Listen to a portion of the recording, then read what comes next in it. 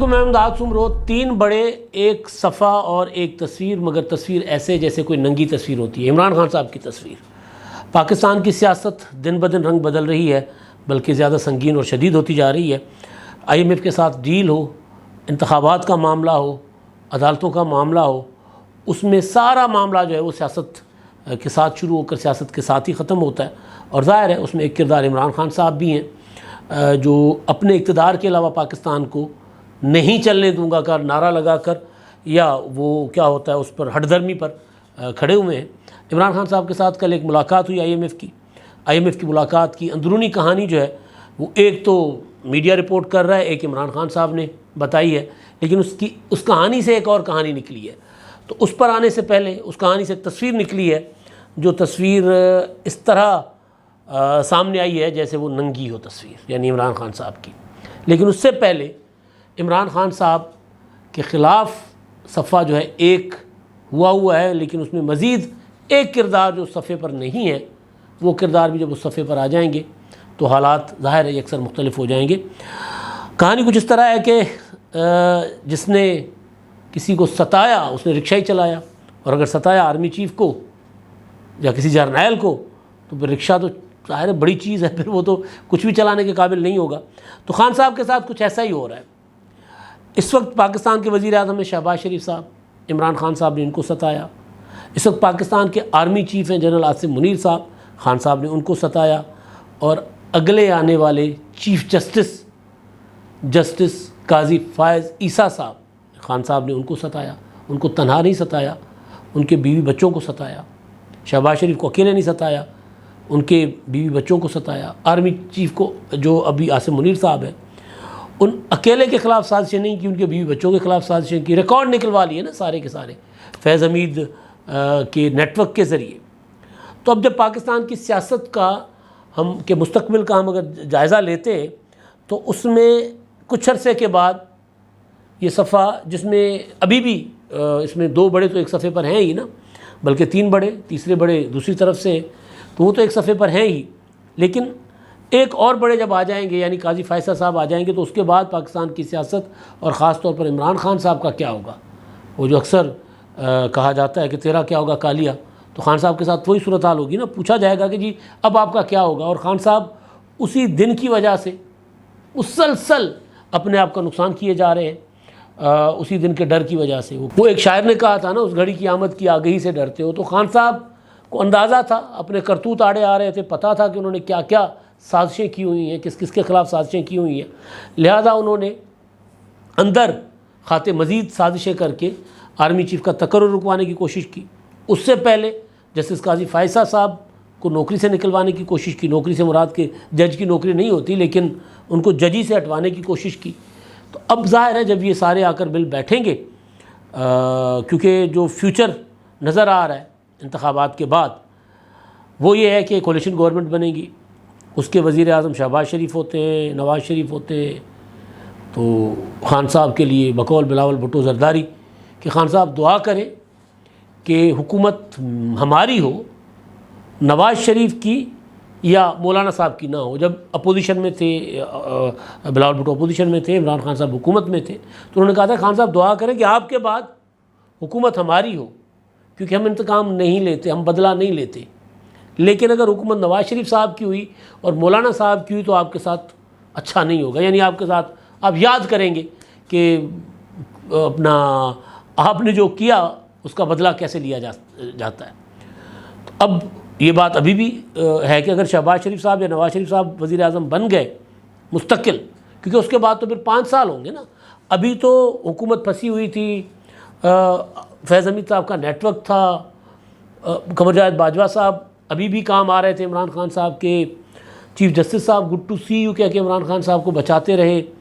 تو اب جب انتخابات ہو جائیں گے جو نومبر میں میکسیمم نومبر تک جا سکتے ہیں، اس معاملے میں بھی تھوڑا سا ہے، ایک سائیڈ جو ہے صفحے کی جو ایک کونا ہے مضبوط کونا، وہ انتخابات کو تھوڑا سا ڈیلے کرنا چاہتے ہیں، لیکن اس پر میں اگلے ولاگ میں بتاؤں گا، ڈیٹیل میں بات کروں گا، کیونکہ اس میں بھی کافی ساری تفصیل ہے۔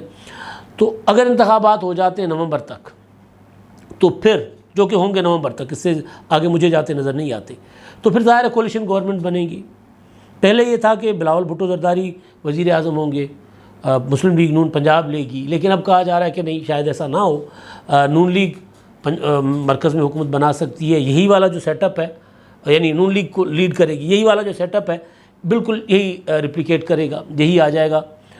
تو شہباز شریف اگر وزیر اعظم بن جاتے، آرمی چیف تو ظاہر ہے ابھی رہیں گے 2-1 سال اپنے، بلکہ زیادہ ٹائم ہے ان کے پاس، عاصم منیر صاحب، اور چیف جسٹس جو ہیں وہ قاضی فیصل صاحب آ جائیں گے 17 ستمبر کو، تو اصل کہانی، اصل کھیل پھر شروع ہوگا۔ تو پھر اس کے بعد کیا ہوگا؟ اب میں ذرا کھول کر بات کرتا ہوں کہ شہباز شریف صاحب کو عمران خان صاحب نے اپنے دور حکومت میں 2 بار جیل میں ڈالا۔ شہباز شریف صاحب کے بیٹے حمزہ شہباز کو جیل میں رکھا، شہباز شریف کی بیوی اور بچوں پر مقدمات کروائے، نواز شریف کو جیل میں رکھا، مریم نواز کو باپ کے سامنے گرفتار کیا، قاضی فائز عیسیٰ صاحب کی بیگم بچوں کے اوپر انہوں نے شہزاد اکبر کے ذریعے دھرتی تنگ کیے رکھی، ہم سندھ میں کہتے ہیں دھرتی ٹرامو، تانبے کی طرح جب دھرتی وہ ہوتی ہے نا، وہ اپنا اس کو اگر آگ میں رکھ دے اور وہ گرم جس طرح ہوتی ہے، یعنی وہ زمین پر پاؤں بیچارے نہیں رکھ پا رہے تھے، اس لیے حال کیا تھا انہوں نے، خان صاحب نے۔ بشیر میمن کو کہا تھا کہ جی گرفتار کر لیں ان کو، قاضی فیصل صاحب کو، وہ تو بشیر میمن تگڑے آدمی تھے، انہوں نے نہیں بات مانی۔ تو اب یہ جب چیف جسٹس صاحب چلے جائیں گے ستمبر کے بعد، پھر انتخابات ہو جائیں گے، پھر ایک نئی حکومت آئے گی، اس حکومت کے بعد یہ تینوں جب ایک صفحے پر ہوں گے، جو لگ رہا ہے کہ سوچ کے ساتھ ایک صفحے پر ہے، کہ جو کچھ پاکستان کے ساتھ تبدیلی کے نام پر کھلواڑ کیا گیا ہے، ایک ادارے نے توبہ کر کے پیچھے ہٹنا شروع کر دیا، اپنے اندر صفائی شروع کر دی، ایک ادارہ ابھی تک کھڑا ہوا ہے عدلیہ کا۔ تو جب وہ بھی جسٹس قاضی فیصل صاحب کی سربراہی میں جب وہ بھی نیوٹرل ہو جائے گا، تو پھر اصل کھیل شروع ہوگا۔ عمران خان صاحب اس دن سے ڈر رہے ہیں، کیونکہ پھر یہ مینٹلی یہ سارے ایک صفحے پر ہیں کہ جی یہ جو پروجیکٹ تھا، جس نے اس پروجیکٹ کا حصہ بن کر ملک کو نقصان پہنچایا ہے، اس کو سزا ملنی چاہیے، ان کے خلاف کارروائی ہونی چاہیے۔ تو خان صاحب جو ہیں وہ اس سے ڈر رہے ہیں، اور دیکھتے ہیں کہ یہ خان صاحب جو ہیں وہ آگے چل کر کتنا اس معاملے کو اپنے آپ کو بچا سکتے ہیں۔ ابھی میں نے بتایا تھا نا، خان صاحب کو کسی نے کہا کہ جی نہیں، اگلے مہینے کے بعد آپ کے لیے ستائی خیروں والا معاملہ نظر نہیں آ رہا۔ تو خان صاحب کا جو میں سن رہا تھا کل IMF کے ساتھ ملاقات کے بعد جو خطاب تھا، تھوڑا سا بڑے عرصے کے بعد تھوڑا سا چہرے پہ رونق میں نے دیکھی عمران خان صاحب کی۔ ان کو لگا کہ میں اب بھی کہیں نہ کہیں ریلیونٹ ہوں، کہیں نہ کہیں میرے سے اب بھی پوچھتے ہیں لوگ آ کر۔ حالانکہ وہ IMF کا ایک روٹین پریکٹس ہوتی ہے، اس کو PTI والوں نے وہ دیکھیں جی عمران خان کے بغیر تو پاکستان چل نہیں سکتا، IMF بھی عمران خان صاحب کی مرضی کے بغیر قرضہ نہیں دے رہا۔ بھائی ایسا نہیں ہوتا، جب انتخابات قریب ہو اور کلیئر نہ ہو کہ اگلی حکومت کس کی آنی ہے، ظاہر یہی ہوتا ہے، پہلے تو پریڈکٹ کیا جا سکتا ہے لیکن 100% اسی پہ تکیہ نہیں کیا جاتا، تو پھر اس طرح کے جو ادارے ہوتے ہیں، عالمی قوتیں ہوتی ہیں، وہ تمام پولیٹیکل فورسز کے ساتھ انگیج کرتی ہیں۔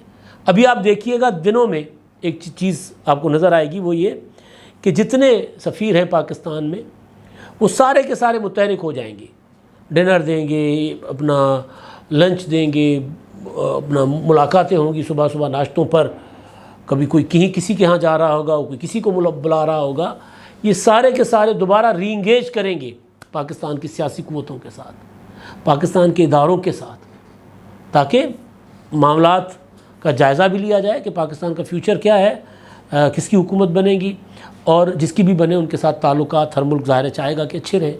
تو یہ ایک پریکٹس ہوتی ہے۔ تو IMF نے ایک اپنا اسٹینڈ بائی معاہدہ کیا، خان صاحب سے ملاقات کر لی۔